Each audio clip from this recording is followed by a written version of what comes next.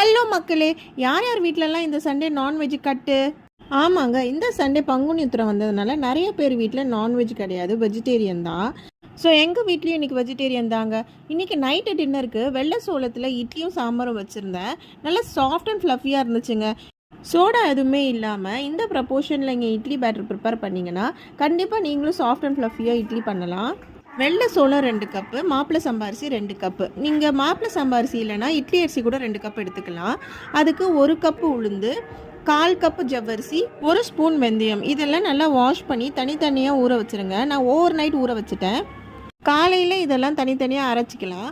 கடைசியாக ஜவ்வரிசி அரைக்கும் போது 1 குழிக்கரண்டி சாதம் மட்டும் போட்டுட்டு தனியாக அரைச்சி சேர்த்துக்கோங்க. உப்பு போட்டு இப்போ கிளறி வச்சுருங்க.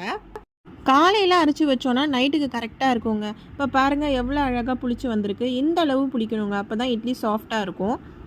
ட்ரை பண்ணுங்கள். பாய்.